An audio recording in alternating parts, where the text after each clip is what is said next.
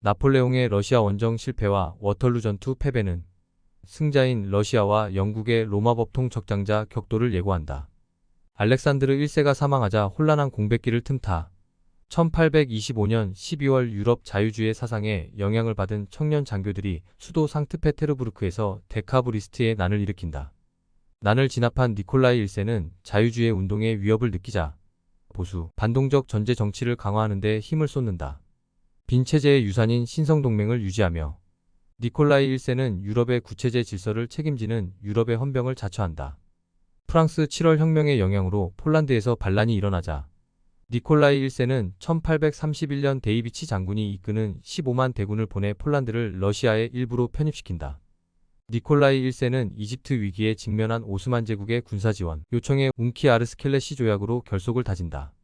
오스만 제국에 대한 원조의 대가로 러시아 군함에 한해 8년간 다르다넬스 해협을 통과하는 비밀 조항을 포함시키자 영국과 프랑스는 강력히 반발한다. 해협에 관한 조약으로 러시아의 해협 특권을 소멸시킨 영국과 프랑스는 예루살렘 성지의 관할권 갈등을 둘러싸고 크림 전쟁에 나선다. 외교 고립과 전략 부재를 드러낸 러시아는 영국, 프랑스, 오스만 연합군에 무릎을 꿇고 러시아의 흑해함대 배치권리마저 빼앗긴다. 러시아가 패배한 결정적 요인은 재래식 무기에 의존한 군사 기술의 격차에 있다. 크림 전쟁에서 영국은 주로 엔필드 소총을 사용하고 러시아는 구식 머스킷총에 의존한다. 영국이 주로 사용한 무기는 0.577인치 구경의 엔필드 소총이다. 엔필드 소총은 탄환의 회전과 안정성이 우수한 미니의 탄으로 사정거리와 명중률을 크게 개선시킨 바 있다. 미니의 탄은 1847년 프랑스 육군 대위 클로드 에티엔 미니에가 개발한 탄환이다. 장전을 위해 화약과 미니의 탄을 포장한 종이 탄약 패키지의 끝을 물어뜯거나 잘라낸다. 패키지 안에 화약을 총구에 부어넣고 장전봉을 사용해 미니의 탄을 총신 깊숙이 밀어 넣는다. 방아쇠를 당기면 퍼커션 캡이 점화되어 총신 내부의 화약이 폭발한다. 가스 압력으로 탄환의 뒤쪽이 팽창하면서 총신의 강선에 밀착한 탄환을 발사시킨다. 탄환이 안정된 회전과 직선성으로 900m의 먼 거리를 정확히 날아가 명중률을 크게 높인다. 화약과 탄환이 하나의 탄약 패키지에 함께 포장되어 장전 시간이 짧고 퍼커션 캡이라는 격발 캡을 점화 방식으로 사용해 발화 실패도 적다. 한편 러시아군은 부싯돌을 장착해 사격하는 구식 머스킷총을 주력 무기로 쓴다.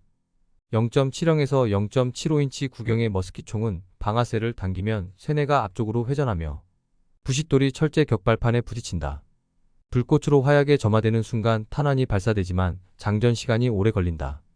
화약을 화약병에서 꺼내 총구에 넣고 총검이나 장전봉을 사용해 탄환을 총구 깊숙이 밀어 넣는다.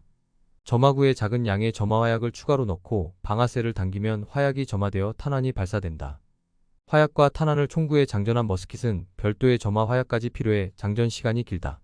사격 후에 재장전 과정이 번거로워 발사 과정도 느리고 습도가 높거나 비가 오면 발화가 실패할 수도 있다. 강선이 없는 매끄러운 총신을 갖고 있는 머스킷총은 탄환이 회전하지 않아 비행의 안정성이 떨어진다.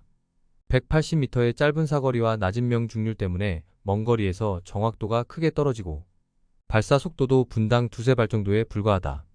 크림 전쟁의 패배로 흑해의 제해권과 발칸에서의 일부 영토권을 포기한 알렉산드르 2세는 근대화의 필요성을 절감한다.